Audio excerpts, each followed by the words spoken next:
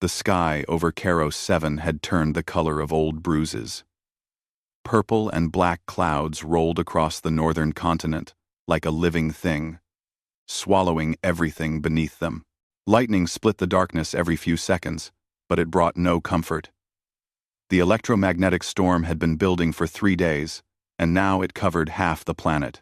Lieutenant Daeho Kim watched the storm through his binoculars and felt his stomach tighten. His convoy of 6 trucks had been making good time across the Badlands, carrying medical supplies and ammunition to forward operating base Talon. Now they were exposed on a long stretch of road, with nothing but red dust and rocks on either side. The storm had killed their communications an hour ago. All the fancy computers and sensors were just dead weight now. "Sir, I don't like this," Sergeant Heejin Lee said from beside him. She was their combat medic, tough as nails and twice as sharp. "We're sitting ducks out here." Daeho lowered his binoculars. "I know. But we can't turn back. The base needs these supplies." Private Junho Choi sat in the back of the lead truck, trying not to show how scared he was. This was his first real deployment, and everything had gone wrong. First, the storm knocked out their radios.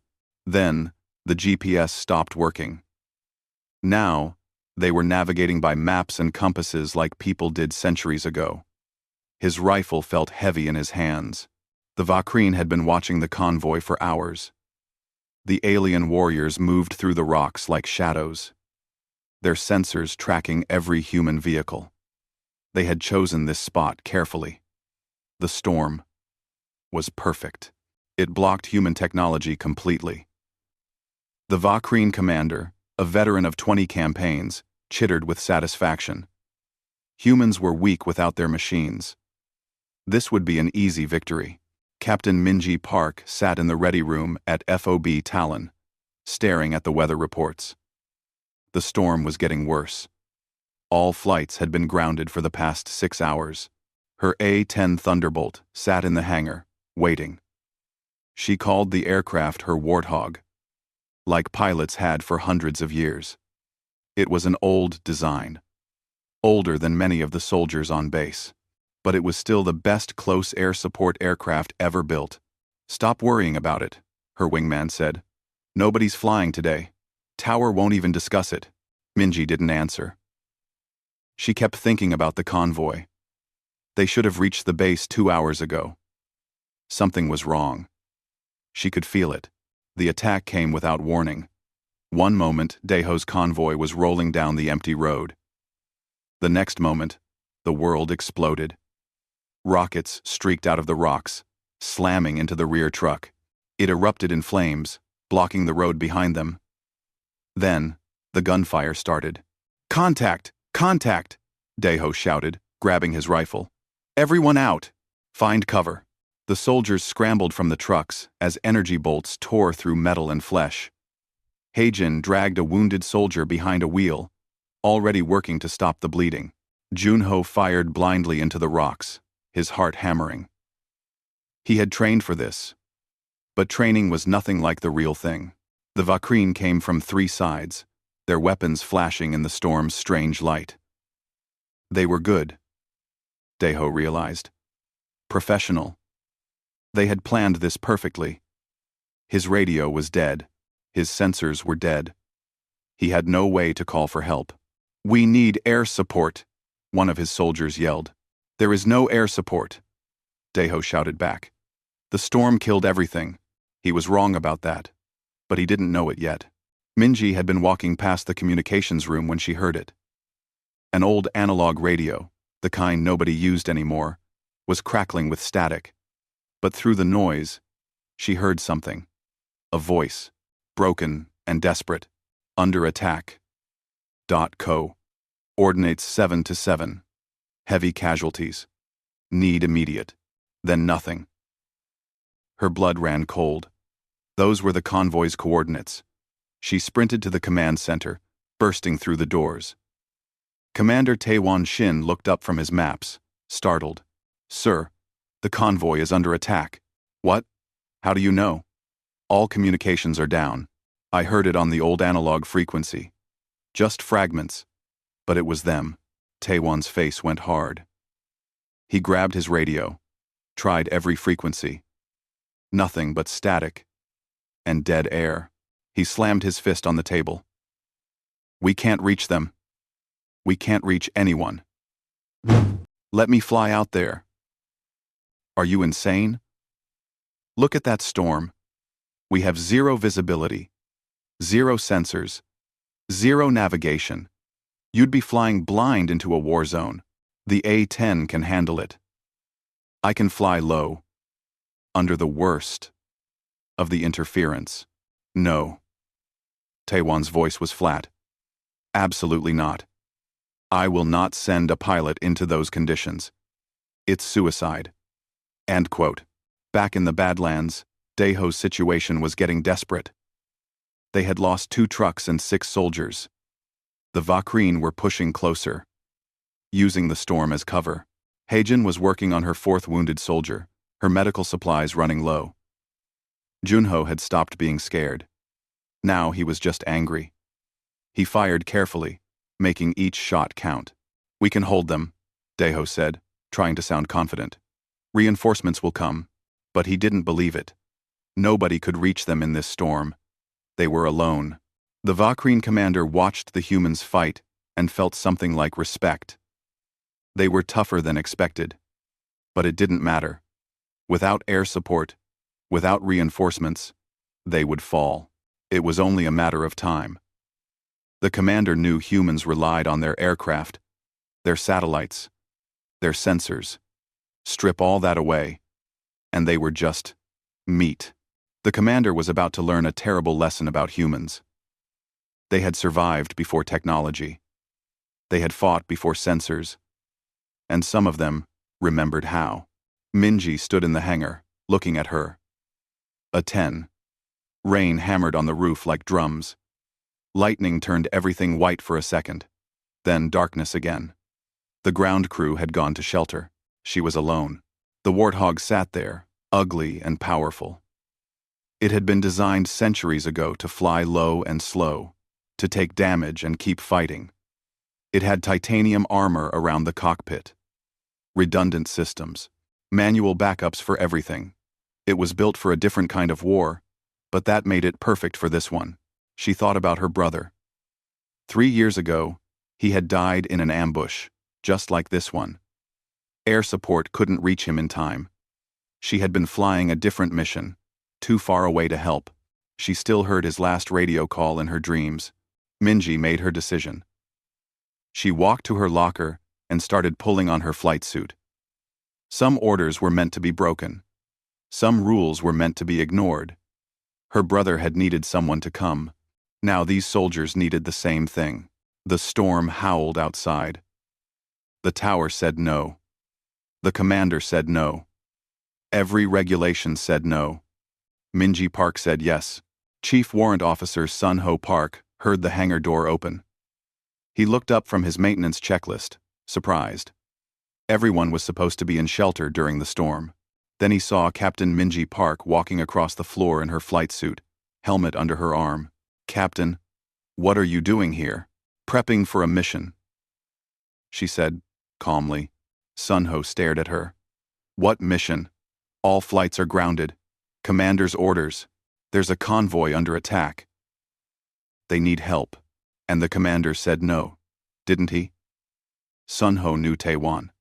The man was careful, methodical. He would never approve a flight in these conditions. Minji didn't answer. She just started her pre-flight inspection, running her hands over the A-10's armor plating. Sun Ho watched her for a moment, then sighed. He had 2 choices. He could report her and stop this madness. Or he could help her and probably end his career. He thought about the soldiers out there in the storm.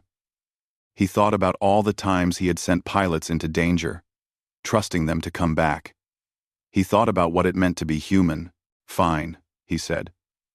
But we do this right. Full manual check on everything. If you're flying without sensors, every system better be perfect. Minji smiled. Thank you. Don't thank me yet. You might not come back from this. They worked quickly and efficiently. The A-10 was a simple aircraft compared to modern fighters. That was its strength. When fancy computers failed, the Warthog still had mechanical backups, analog instruments, manual flight controls. It was built for reliability, not sophistication. Hydraulics are good, Sunho called out. Fuel tanks full. GAU-8 is loaded and functioning. The GAU-8 Avenger was the massive cannon built into the nose of the A-10. The aircraft was practically designed around the gun. It fired 30mm rounds that could tear through tanks. No fancy guidance systems. No smart targeting. Just raw, brutal, kinetic force. What about ordnance? Minji asked. You're not carrying missiles. Too risky without guidance systems. But you've got a full load for the cannon. 3,500 rounds. If you not afraid. You've got Kenny rounds. You were armament? Minji nodded. That would have to be enough. She climbed up to the cockpit and settled into the seat. Everything felt right. Familiar. She had flown this particular aircraft for 2 years. She knew every rattle, every quirk. Lightning flashed outside, turning the hangar white. Thunder shook the building. Sunho climbed up beside the cockpit. You know this is crazy, he said quietly. Zero visibility. No GPS. No sensor support. You'll be flying by dead reckoning and prayer. I know. The storm will tear you apart. Maybe. You'll be court-martialed if you survive. Probably. Sunho looked at her for a long moment. Why? Minji met his eyes. Because 3 years ago, my brother called for air support, and nobody came. He died waiting. I won't let that happen again. Sunho nodded slowly. He understood. Some things were more important than regulations. Some things were more important than careers. He squeezed her shoulder. Then let's get you in the air. But listen to me. The storm is electromagnetic. It'll kill your radios and sensors. But the interference is worse, higher up. Stay low. I mean really low. Treetop level if you have to, under the worst of the storm. Got it. Navigate by terrain features. You studied the maps, right? I memorized them. Good. Because once you're out there, you're on your own. We can't guide you back. You'll have to find the base yourself. I'll find it. Sunho climbed down and started opening the hangar doors manually. The storm rushed in, wind and rain spraying across the floor. Minji started her engines. The twin turbofans spooled up with a rising whine. The whole aircraft vibrated with contained power. Commander Taewon was in his quarters when someone knocked urgently on his door. He opened it to find a very nervous communications officer. Sir, we have a problem. What now? One of our A-10 seconds just started engines in Hangar 3. Taewon's face went pale. Which one? Captain Park's aircraft, sir. Taewon ran. He sprinted across the base, rain soaking him instantly. He burst into the hangar, just as Minji was taxiing toward the doors. Sunho stood there, watching her go. What have you done? Taewon shouted over the engines. My job, sir, Sunho shouted back. Same as her. I gave explicit orders. No flights. Yes, sir. You did. Taewon grabbed his radio. Captain Park, this is Commander Shin. You are ordered to shut down your aircraft immediately. That is a direct order. Minji's voice came back, crackling through static. Sir, I'm having radio trouble. Can't hear you. Must be the storm. Park, I know you can hear me. Turn around now. Really bad static, sir. I think I'm losing you. Captain, if you take off, you will face court-martial. Sir. You're breaking up. I'll check in when I get back. CP end. You won't make it back. There was a pause. Then Minji's voice came through, clear and calm. Sir, there are soldiers out there who need help. I have to try. I'm sorry. The radio went dead. Taewon watched helplessly as the A-10 rolled out into the storm. The aircraft turned onto the runway, engines screaming. Then it accelerated, faster and faster, until it lifted into the darkness and disappeared. Sunho stood beside Taewon. Both of them, staring at the empty sky. "She's going to die out there," Taewon said quietly. "Maybe," Sunho replied. "But those soldiers would definitely die without her. At least this way. They have a chance. I should arrest you." "Yes, sir."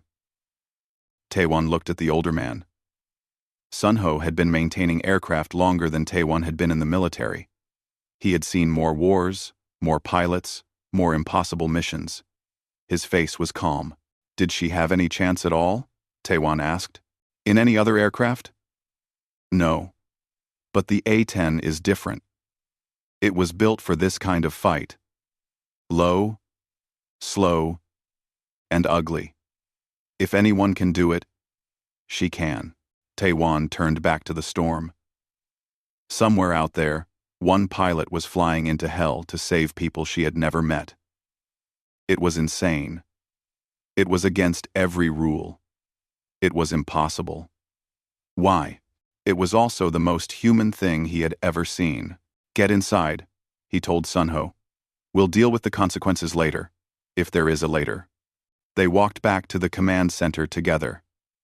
Taewon pulled up the map, staring at the convoy's last known position, 60 miles away, through the worst storm in years, without sensors or guidance, with nothing but skill and courage.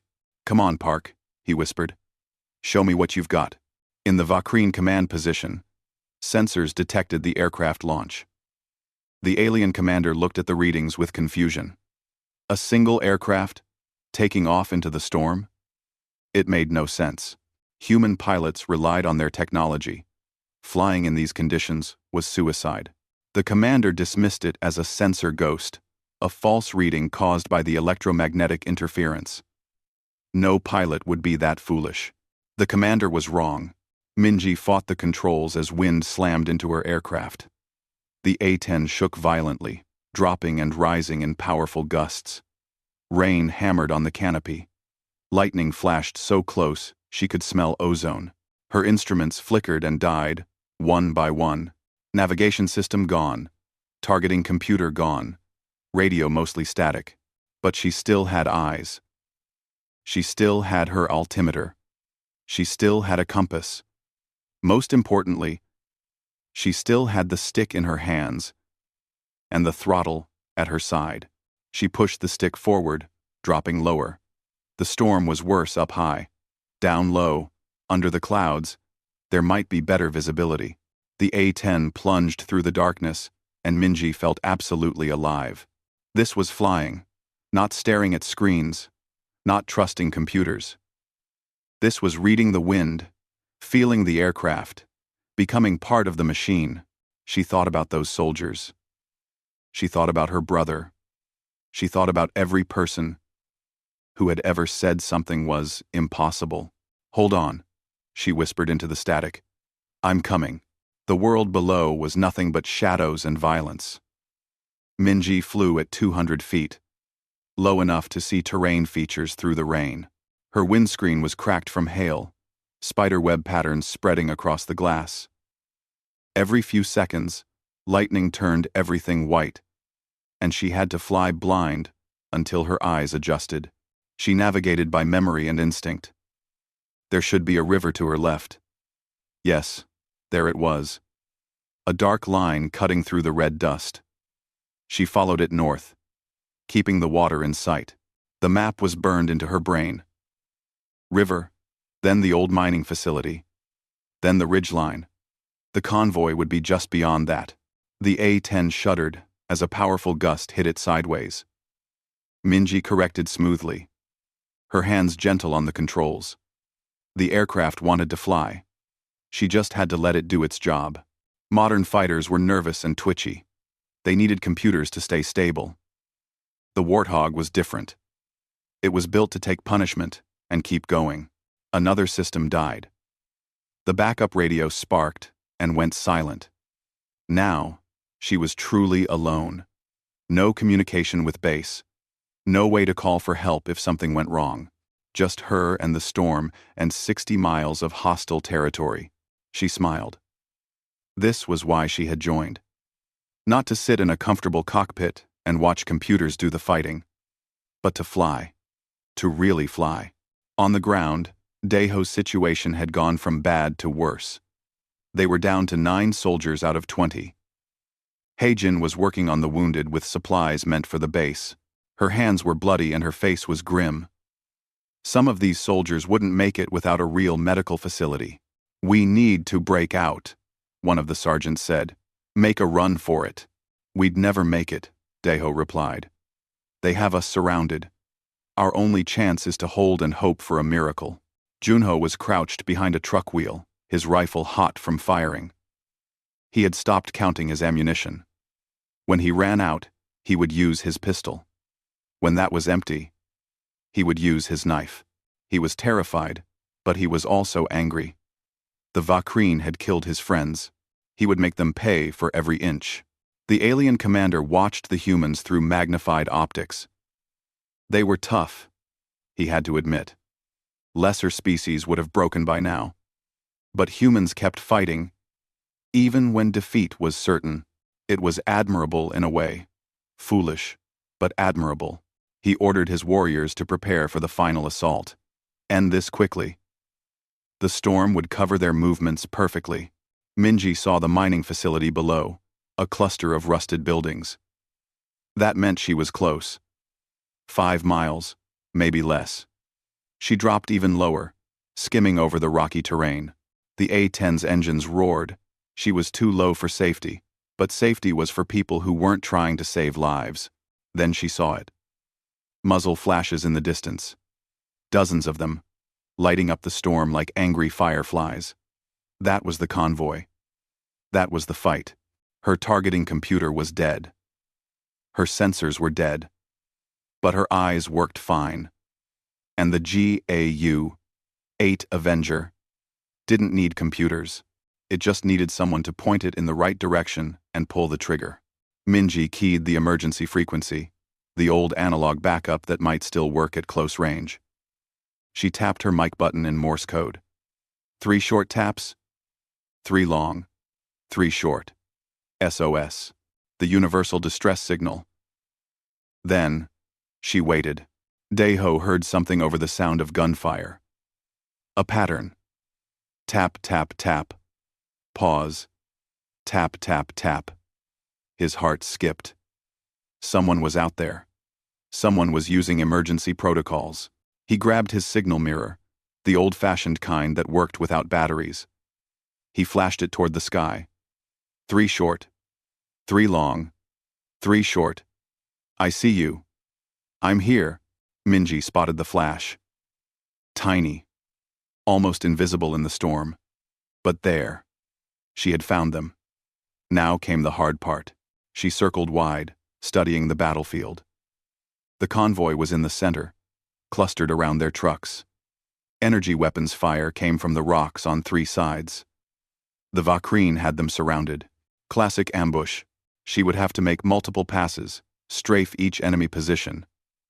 But she would be flying into their fire with no shields, no countermeasures. Nothing but armor and luck. The A-10 could take a beating, but there were limits. Minji lined up on the eastern position. She pushed the throttle forward. The A-10 accelerated, nose dropping. The ground rushed up at her. She could see individual rocks now. She was flying so low that her landing gear almost scraped the dirt. The Vakreen never saw her coming. The storm and the darkness hid her perfectly. The first they knew of her presence was when the sky started screaming. The GAU-8 Avenger fired 70 rounds per second. Each round was as big as a beer bottle. When they hit, they didn't just pierce armor. They obliterated it. The sound was distinctive. B-R-R-R-R-T. Like the world's angriest zipper. Minji walked her fire across the eastern rocks. The cannon's recoil actually slowed the A-10 down. Dust and debris exploded into the air. Vakreen warriors disappeared in flashes of kinetic destruction. She held the trigger for 3 seconds. 200 rounds. Then, she pulled up hard, climbing back into the storm. On the ground, Daeho watched in amazement as the enemy position simply ceased to exist. One moment, energy bolts were coming from the rocks. The next moment, nothing but smoke and shattered stone. "Air support," Heejin shouted. "We have air support." Junho laughed wildly. Someone had come. Against all odds. Against the storm. Against every logical reason. Someone had come for them. The Vakrine commander couldn't believe what he was seeing. An aircraft had just made a gun run in conditions that should have made flying impossible. His sensors finally got a reading as the aircraft climbed. An A-10 Thunderbolt, ancient design, primitive systems. The commander felt something he rarely felt. Fear. Minji circled back, fighting the wind. Her hands were steady on the stick. She felt calm, focused. This was what she was meant to do. She lined up on the northern position. The Vakrine were ready this time. Anti-aircraft fire reached up toward her. Energy bolts crossed in front of her canopy. One hit her left engine. Warning lights flashed. She ignored them. The A-10 could fly on one engine if it had to. She fired again. BRRRT. The sound echoed across the Badlands. More destruction. More enemy positions eliminated. But this time, they hit her back. Something slammed into her right wing. Metal tore. Hydraulic fluid sprayed across the fuselage. More warning lights. She checked her gauges. One engine damaged. Hydraulics failing. Fuel leak in the right tank. She still had one more position to hit. The western rocks, where most of the enemy fire was coming from. One more pass, she said to herself. Just one more. She came in low again. So low, she could see Vakrine warriors scrambling for cover.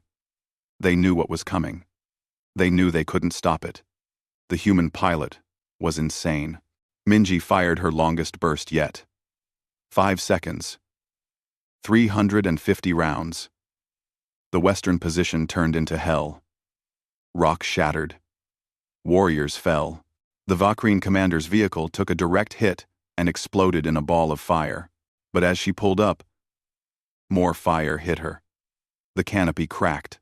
Sparks flew from her instrument panel. Her second engine started making a terrible grinding noise. Oil pressure dropping. She was trailing smoke. Daeho watched the A-10 climb away, clearly damaged. Black smoke poured from both engines. It was wobbling in the air, fighting to stay level. "She's hit," Heijin said. "She's going down." But the aircraft stayed in the air. Somehow, impossibly, it kept flying. The Vakrine forces were in chaos. Their commander was dead. Their positions were destroyed.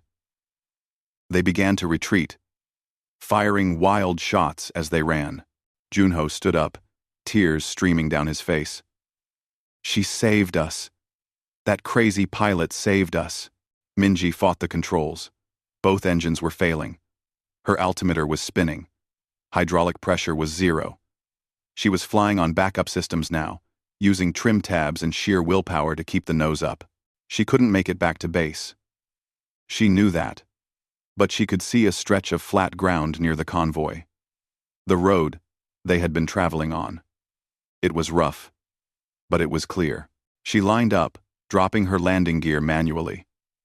The gear locked into place with a heavy thunk. She was coming in too fast. Too steep. But she didn't have a choice. The A-10 hit the ground hard. The landing gear collapsed immediately. The aircraft skidded forward on its belly, throwing up a huge spray of dirt and rocks. Metal screamed. Sparks flew. She fought to keep it straight, to keep it from flipping. The Warthog slid for 300 yards before finally grinding to a stop. Smoke poured from the engines. Fuel was everywhere. Minji hit her harness release and kicked open the canopy. She tried to climb out, but her leg wouldn't work right. She looked down and saw blood. She had been hit. Shrapnel from the anti-aircraft fire. She hadn't even felt it in the heat of the moment. Soldiers were running toward her.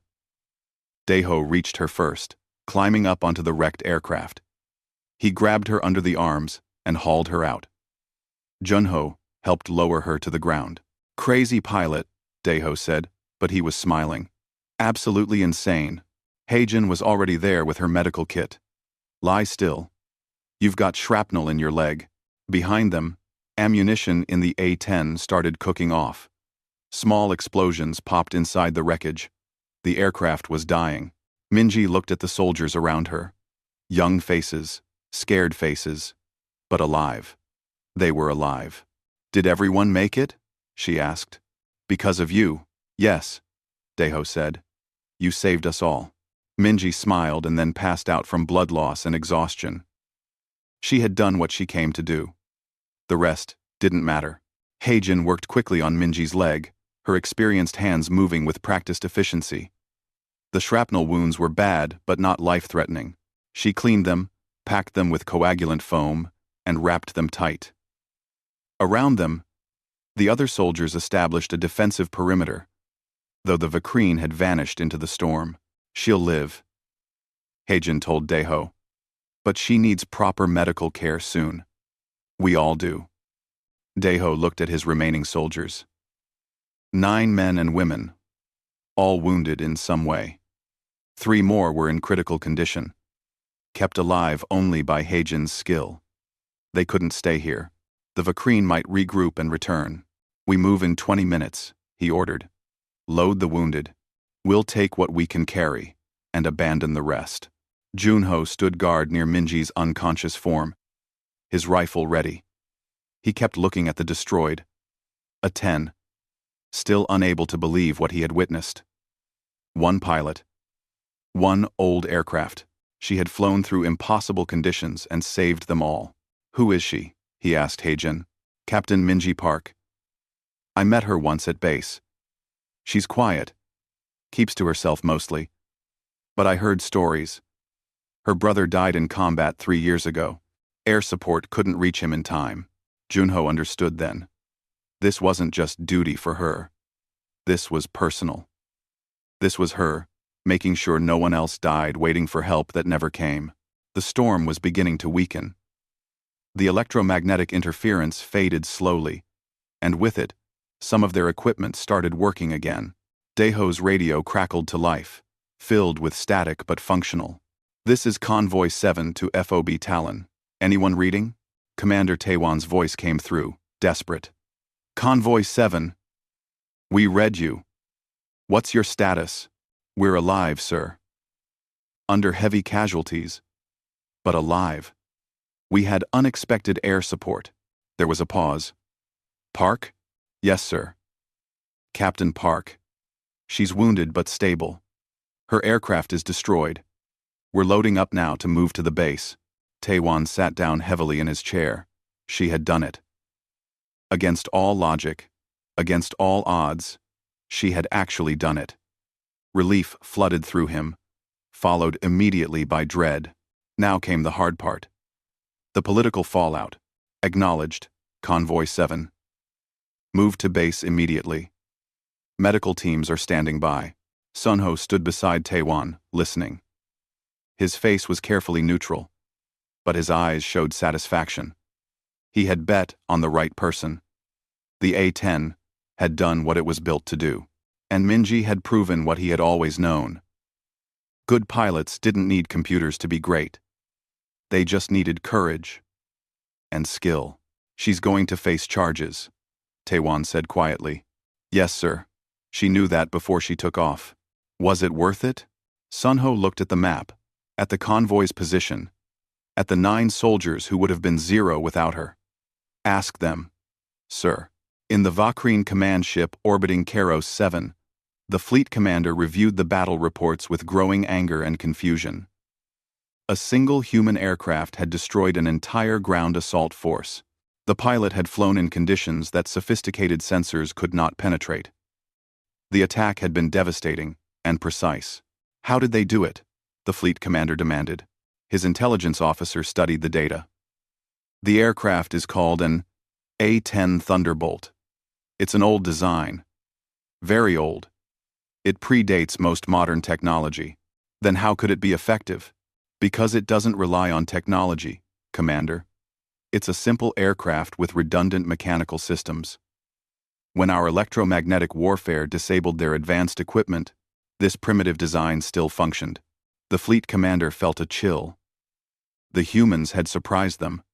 The intelligence reports said humans were dependent on technology, weak without their computers and sensors. But this pilot had proven otherwise. Update our tactical assessment, the commander ordered. Humans are more dangerous than we thought. They adapt. They improvise. They don't give up, even when defeat is certain. The intelligence officer nodded. Should we request reinforcements? Yes. And tell our warriors on the ground to be careful. These humans fight with more than weapons. They fight with something we don't fully understand. End quote. Minji woke up during the drive back to base. Her leg throbbed with pain. Every bump in the road sent agony shooting through her. But she was alive. She looked around the truck at the soldiers surrounding her. They were all watching her with expressions of awe and gratitude. Thank you, Deho said simply. You didn't have to come. But you did. Yes, I did, Minji replied, her voice weak. The tower said no flights. The commander grounded everyone. You disobeyed direct orders. I know. You'll be court-martialed. I know that too. Deho shook his head in wonder. Then why? Minji closed her eyes. Because 3 years ago, my brother called for help and nobody came. Because leaving people to die when you can save them isn't following orders. It's murder by inaction. Because some things are more important than regulations. Junho leaned forward. Will you really go to prison for this? Maybe. Probably not prison, but definitely discharged. My career is over. That's not fair, Junho said angrily. You're a hero. Heroes don't always get happy endings, kid. But that's okay. I didn't do it for recognition. I did it because it was right. Heijin checked Minji's bandages. You're bleeding through. Try not to move around too much. How are the others? Minji asked. 5 critical wounded. We'll probably make it now that we have time to treat them properly. 4 more, with moderate injuries. All because of you. You bought us time. You broke their attack. You saved 9 lives today. Then it was worth it. The convoy rolled through the gates of FOB Talon as the storm finally broke. Sunlight streamed through the clouds, turning the wet ground into a field of diamonds. Medical teams rushed forward with stretchers. Sunho was there too, watching as they carefully lifted Minji from the truck. Hell of a flight, Captain, he said. Hell of a landing too, she replied with a weak smile. The A-10? Total loss. I'm sorry. Don't be. It did exactly what it was designed to do. Protected its pilot, and completed the mission. Can't ask for more than that. Commander Taewon waited near the medical tent. As they brought Minji past on the stretcher, he fell into step beside her. That was the most insubordinate, reckless, dangerous thing I've ever witnessed, he said. Yes, sir. It was also the bravest thing I've ever seen. You saved 9 soldiers and proved that humans can do the impossible. Just doing my job, sir. No, Captain. You went far beyond your job. You're going to face consequences. I can't protect you from that. But I want you to know that I'll testify on your behalf. What you did was wrong by the book. But it was right. By every measure that matters. Minji nodded. Thank you, sir. They took her into the medical tent. The doctors took over, working to stabilize all the wounded. Outside, the base began to buzz with activity. Word spread quickly. One pilot had defied orders and flown through the impossible to save a convoy. The story grew with each telling. Junho recorded a message on his personal communicator, his face dirty and tired but his eyes bright. I'm Private Junho Choi. Today, I learned what it means to be human. When the tower said no, when the sensors said impossible, when logic said give up and die, one pilot said, watch this. She flew when she shouldn't have. She fought when she couldn't have. She saved us when no one else would. That's who we are. We don't quit. We don't accept impossible. Remember this day. Remember Captain Minji Park. Remember that humans don't need permission to be heroes. He sent the message to his family. They forwarded it to friends. Those friends shared it further. Within hours, it was spreading across the human frontier colonies. Within days, it would reach Earth itself. The story of one pilot and one impossible flight. In the medical tent, Minji slept. She dreamed of flying. Not through storms or combat, but through clear skies, with her brother beside her in another aircraft. They flew together in silence, peaceful and content. When she woke, she knew her old life was over. The military would discharge her. The regulations demanded it. But she also knew that 9 soldiers were alive who should have been dead. That was enough. That was everything. Outside, mechanics and engineers studied the wreckage of her A-10. It would never fly again. But Sunho had already made a decision. They would preserve it. Mount it on display at the base. A reminder that the old ways still worked. That courage and skill could overcome any obstacle. The Vakreen fleet commander completed his report. The humans of Karos 7 were more formidable than anticipated.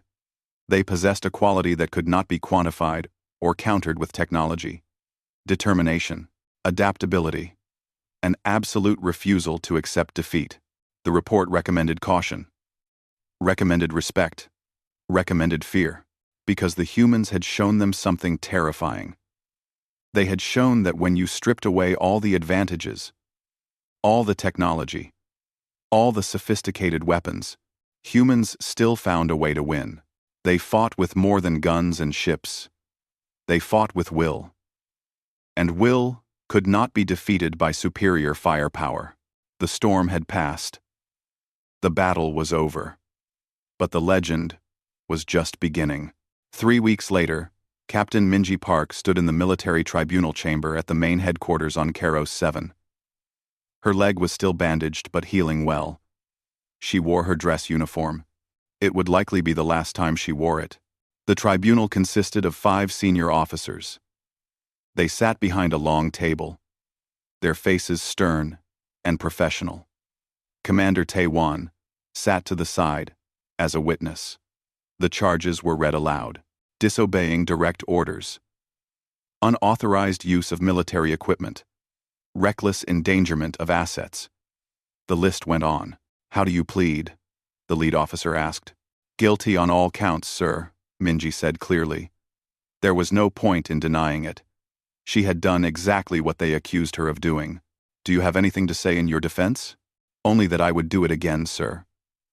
Those soldiers needed help. I was the only one who could reach them. The regulations said no. My conscience said yes. I chose my conscience. The lead officer frowned. The military cannot function if officers ignore orders they disagree with. You understand that? Yes, sir. I do. And I accept the consequences. The tribunal reviewed her file. Exemplary service record. Multiple commendations. No previous disciplinary issues. But this incident was severe. The regulations were clear. Then Commander Tae-won was called to testify. He stood and faced the tribunal.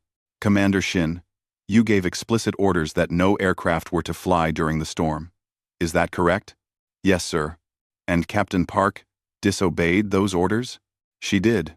Do you believe she should be punished? Tae-won took a breath.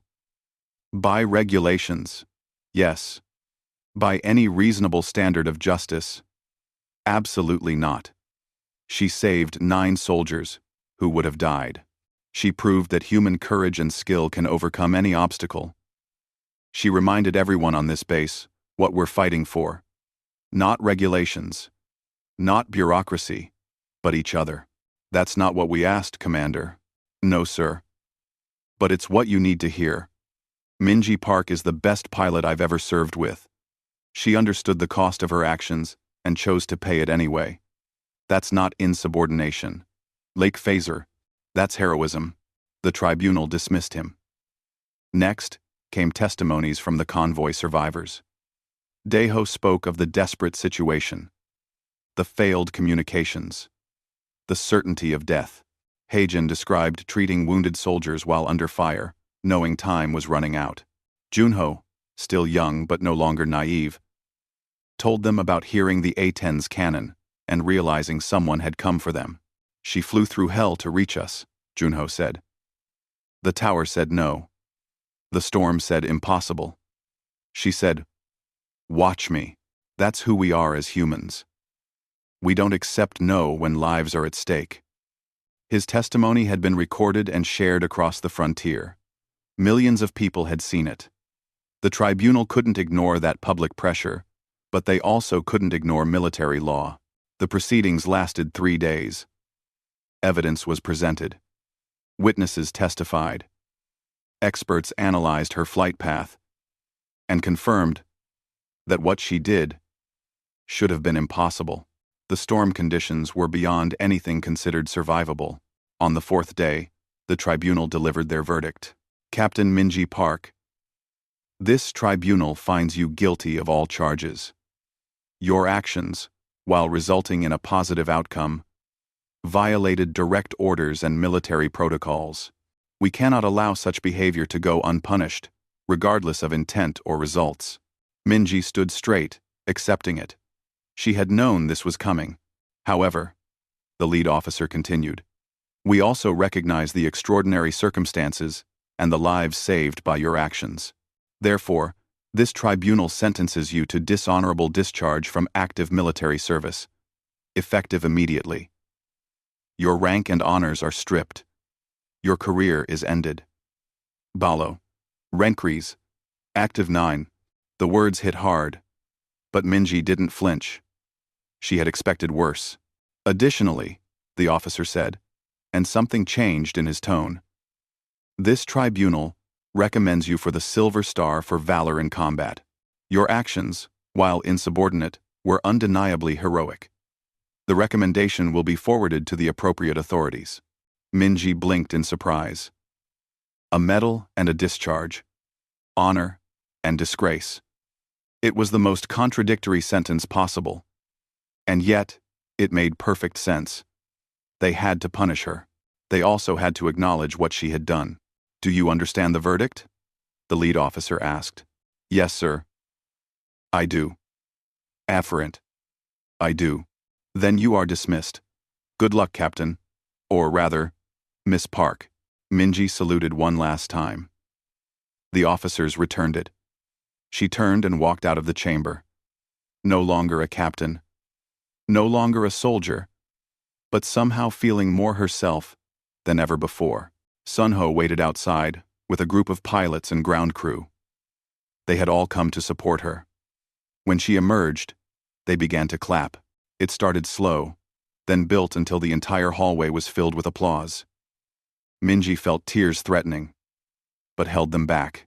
"What now?" Sunho asked when the applause faded. "I don't know. Find a civilian job somewhere. Maybe become a cargo pilot. Or," a new voice said, "you could work for us." Minji turned to see a woman in an expensive business suit. She carried herself with confidence and authority. "Who are you?" "My name is Boram Han. I represent Frontier Defense Solutions. We're a private military contractor. We provide security and air support to colonies across the frontier. We've been following your case with great interest. I just got dishonorably discharged. We know. We don't care. We're not bound by military regulations. We care about results. And you've proven you can deliver results under impossible conditions. We want you as our lead close air support pilot. The pay is 3 times what the military offered. Full benefits. And you'll be flying A-10 seconds again. We just acquired 6 of them." Well. Minji stared at her. "You're offering me a job? I'm offering you a purpose. The colonies need protection. Convoys need escort. Settlements need someone watching over them. You're exactly what we need. When do I start?" Boram smiled. "How about next week? We'll need you to train our other pilots in your techniques. Teach them how to fly like you do. By instinct and courage, instead of just computer screens. Minji looked at Sunho. He was grinning.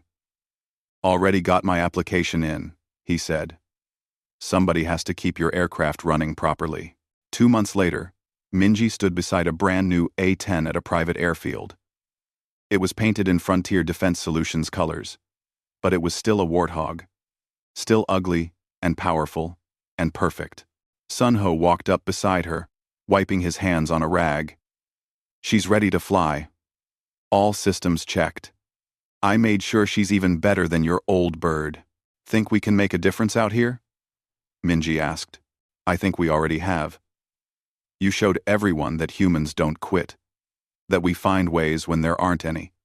That's more valuable than any weapon system. Minji climbed into the cockpit. It felt right. This was where she belonged. Not in a courtroom, not in a tribunal. But here, in the pilot seat, ready to protect people who needed help.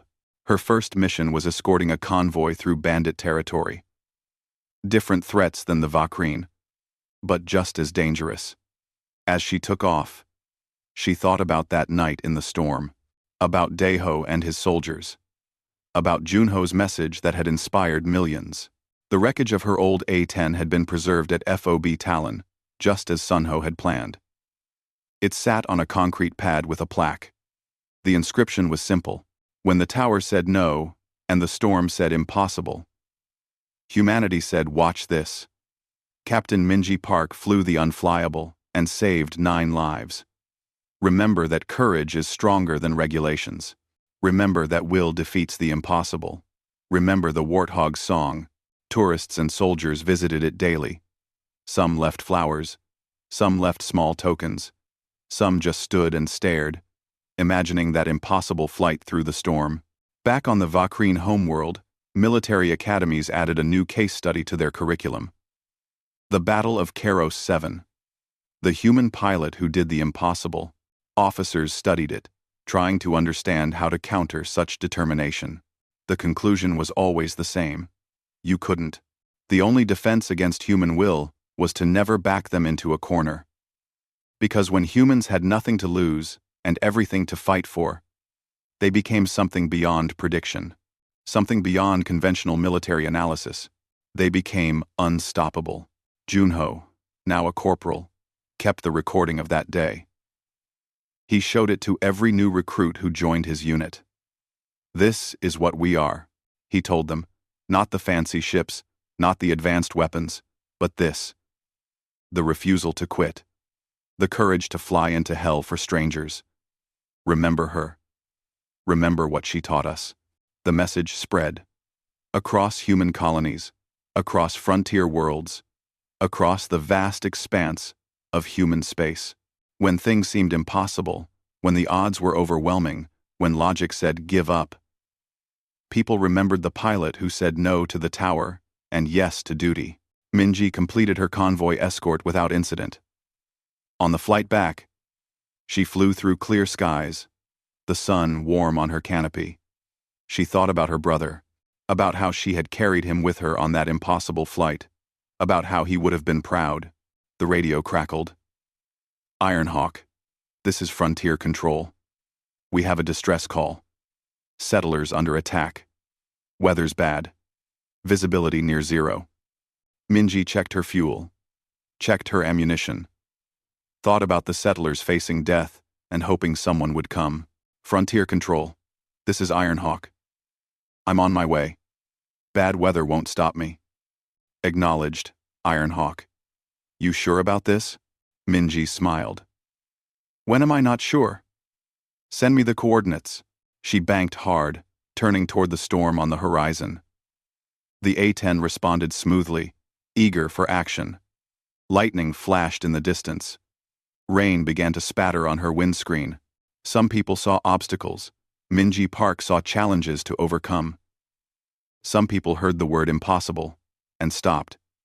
She heard it and accelerated. The storm waited ahead. People needed help. That was all that mattered.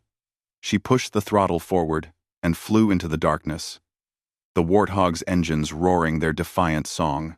On distant worlds, In different languages, among different species, the story spread. The human who flew the unflyable. The pilot who chose conscience over commands. The woman who proved that determination could overcome any advantage. They called her the Storm Rider. They called her the Impossible Pilot. They called her Iron Hawk. But she was just Minji Park. A pilot who understood something fundamental about humanity. They were at their best when challenged. They were at their strongest when the odds said, quit. They were most human when they refused to accept no as an answer. The tower had said no air support in the storm. Her A-10 flew low and rescued the convoy. And in doing so, she reminded the galaxy why humanity, despite being younger and less advanced than many species, was never to be underestimated. Because humans didn't just fight with weapons and ships. They fought with something far more powerful. They fought with an absolute refusal to let others suffer when they could help.